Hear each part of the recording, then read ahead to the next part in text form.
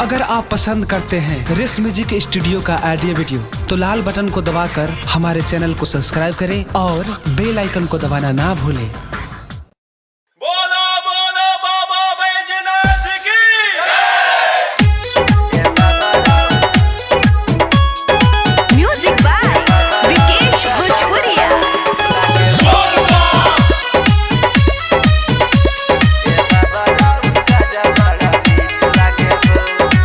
सावन में बमल हंसत रहेला, बाबा के बूटी कमाल जब पड़ेला।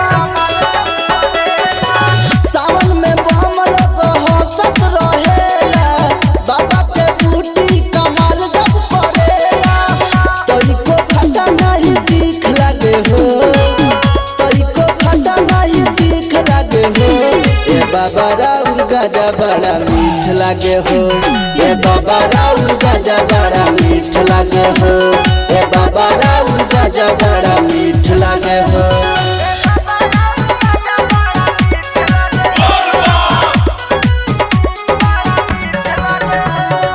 Recording by race music studio चकिया।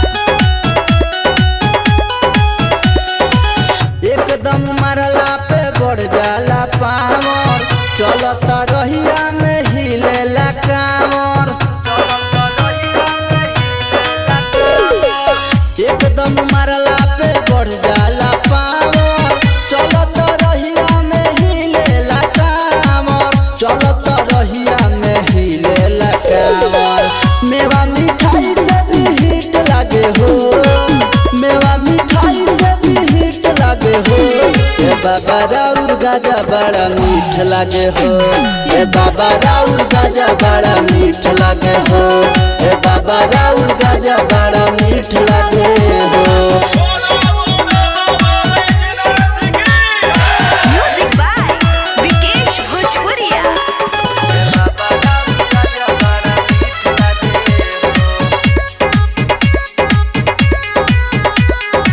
सावन में बरसता रिमझिम बदरिया, बड़ा सुहावन लगे देवघर नगरिया।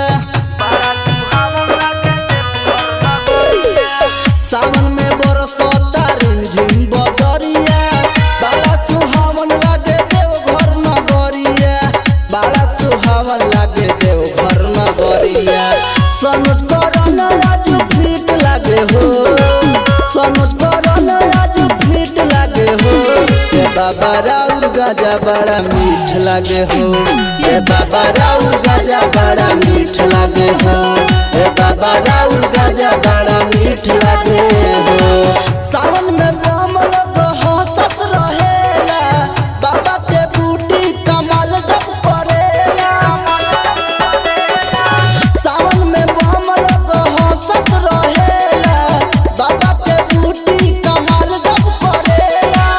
तोइको खता नहीं दिख लगे हो, तोइको खता नहीं दिख लगे हो।